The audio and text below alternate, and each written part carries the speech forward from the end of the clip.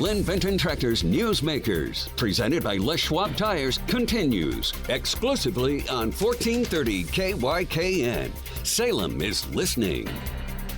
This segment of Newsmakers at Noon is brought to you by Sylvan Learning Center. Alrighty, welcome back, everybody, to this last final segment of the fastest hour in radio in the Willamette Valley. It goes by so fast. It goes by this so whole fast. week goes by so fast. I know, it really does. This whole month, these last 3 months have gone by in a blaze. Bada bing, it's gone. It's gone. Tomorrow's April 1st. What? No. That's right. All right. Well, we are going to close out the week. Again, we've had great guests all week, and we're going to close out the week with one of our favorite guests. We have got Brandon Summers from Advantage Heating and Air in the studio. Brandon, it's always good to see you. It's so good to see you guys. Thank you so much for having us on again. One of the, well, you know, we were talking off air, this time of year, it's kind of not really hot, not really cold. One of the other aspects of your business and what your family business does is you are really amazingly engaged in the community. And so let's talk a little bit about that. Let's focus on, you know, you've got a hashtag Love First. You're out in the community. You're doing all kinds of things. Tell us a little bit about what's been going on with that. Yeah, I mean, Love First really was kind of just came out. We weren't really looking for a slogan or a hashtag for who we are or how we treat each other or anything like that.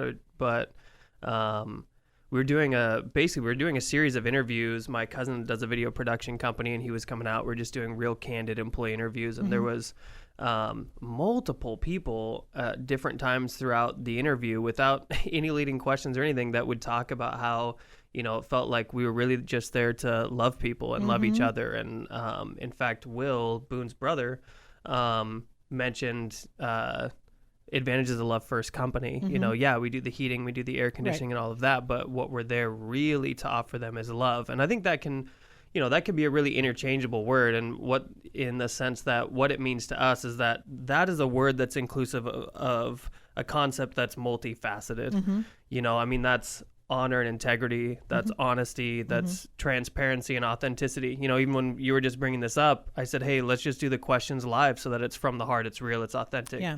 And, you know, when you boil it down, I think it's really operating from a human level versus just a business level. You know, that hashtag could quite frankly be human first, but it just didn't have the same impact and meaning for us. But that really is what it is. You know, like if we're running a company is made up of human beings.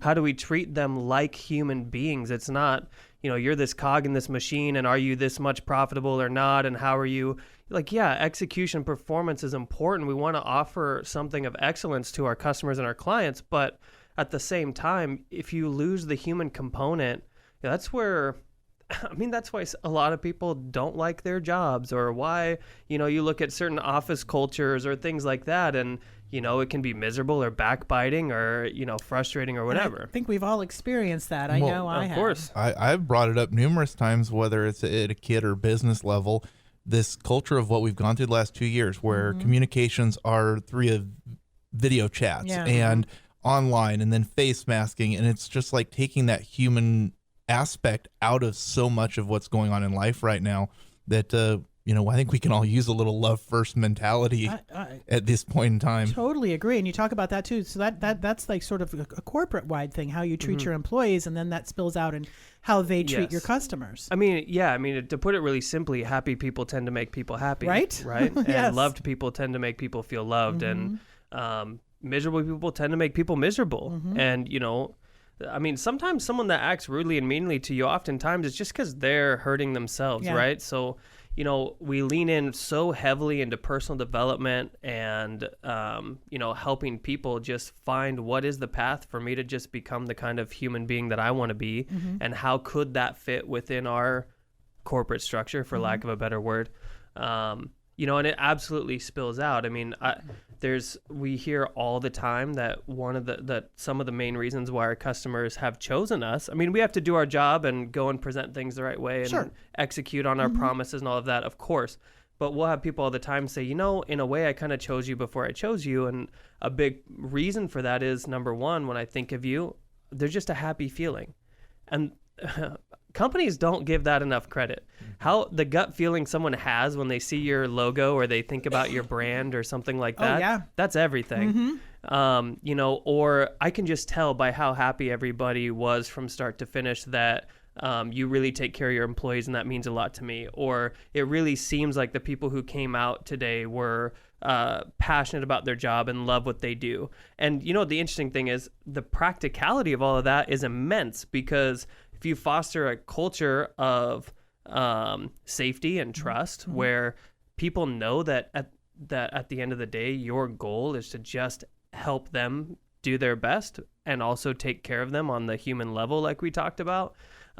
When you can foster positivity, joy, happiness, all of those things are huge facilitators of creativity and passion. And when you have creative passion working all the time, all throughout everybody who works with you, then that energy also becomes contagious. And one thing that we've found is we've been growing really rapidly, right? And we're constantly hiring. It's been really interesting and really awesome to see that even though we've grown and scaled and brought in so many new people, if anything, the culture has only gotten better, and all of that human element has only become more of a focus. And I think because it becomes contagious, we've had people who started even recently who were like, yeah, it felt really weird at first, but I love it. Like, I don't want to go anywhere else. I just that I've never experienced it before. And at first it's like, is this even real? Is this some weird, very quickly, I think people realize, like, this is just a place where I get to actually be a person and be treated like a person. And then what that does? You go out to somebody's home, you treat them like a person. You don't treat them like a sale or a job or something like that. You walk in seeing them as a human being and as a real person that you want to care for and do the right thing by, because that's the environment that you're in all throughout the day with everybody else. Yeah, and as a consumer, to be treated that way by someone coming, first of all, they're coming into your home, and then being treated with kindness and care, I'm going to come back to you. 100%. And I'm going to tell other people about you. Yep. Yeah. Yeah, I think, it really has been, it's been the key to our success. We've gotten to see a lot of business success, but ultimately that's been the key. And it's not, really wasn't like, oh, well, we move this way, here's what it's going to do. So much of this has just come from listening. What are people saying about us? What are employees happy about and excited about? I remember one day Boone and I just on a whim were like, what if we just read all our positive reviews? Let's just see what people liked enough to take the time to write about. Yeah. And just constantly listening to feedback, like, wow, this is what our employees think of us. Could we do that? Could we take that even a step further? Could we do even more?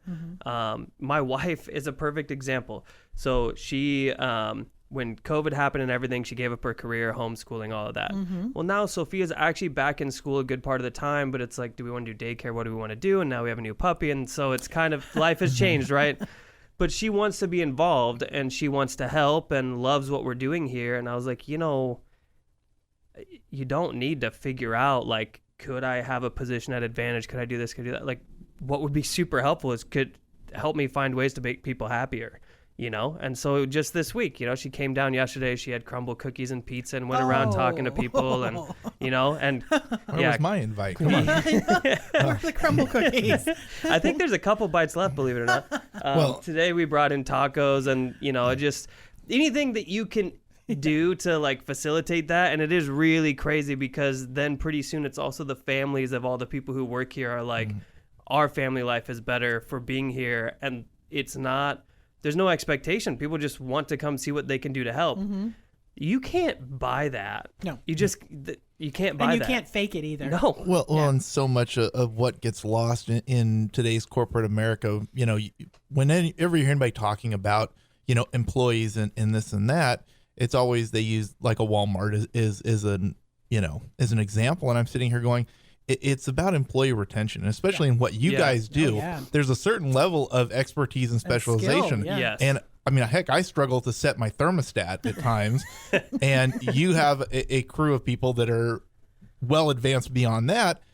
And it would be a whole lot harder to get that level of expertise if your employees were unhappy and sticking with you for 3 months or 6 months and walking off to somewhere else. What you're able to do by thriving in the love, in the respect aspect to your employees is keep them long-term and make them better and better and better. Yeah, no, that's so much truth to that. We have I mean, we have virtually no turnover. Wow. Occasionally you have to make a hard decision, or occasionally someone moves away or decides they want to move to something else. But in our company, it's been incredibly rare. And to your point, we train so much, and there is so much that goes into the level of craftsmanship that you need for this type of system to perform. It's not like replacing your dryer where you can plug it in, hook up the dryer vent, away you go. It's just an appliance. It's a multifaceted system. You have the production of the heater cooling, you have the distribution of it through the ductwork. There's so many things that you have to know and understand in order to get this crafted just right. One thing most people don't realize actually is roughly 70% of anyone who's purchased an HVAC system feels like they didn't get what they paid for. And that's because almost that entire 70% of the time, the craftsmanship wasn't done quite correctly, or something wasn't taken into account, and you have refrigerant or airflow issues or something like that. Your system could be you could be overspending the utility companies by 30%, or it could just not have the same output that it should, or rooms may not be as comfortable as they should. But you wouldn't know that because you're not an expert. You know, that so much of it comes down to the quality of the craftsmanship. So when you can retain people like that and they want to be there, you have this ability to take somebody who, you know, you have someone who's completely green, say they start in duct cleaning or something like that, and they can move all the way through the departments to where they're a full-on service technician. They can go out, diagnose problems, help fix things for people, and execute at a really high level because they've been here for 5, 10, 15, 20 years. And that's really what, you know, we're in the process of developing, basically an incubator and training center for people like that who aren't part of the industry but love what we're doing and want to build a career here. If you're having turnover every 6, 12, 18 months, you will never get to the point where you took someone green all the way through to the end to what they ultimately want to do, because you just never have enough time with them. And it makes such a big difference in the quality of work that we're able to provide. Yeah, that whole idea of not getting what you paid for kind of resonates with me a little bit. We lived in a house when I was in high school, and my bedroom was the farthest spot away from where our heating system was located. And my room was always frigidly cold to the extent that, you know, rather than, and we bought it the house like that. It wasn't like, you know, we had anything installed, but, you know, when you're not thinking about it, it's like, I just go buy a space heater. That's what we ended up doing. So I had a space heater in my room through my high school years because during the winter time, it was always frigid because the system didn't have enough power to get the warm air all the way to my bedroom.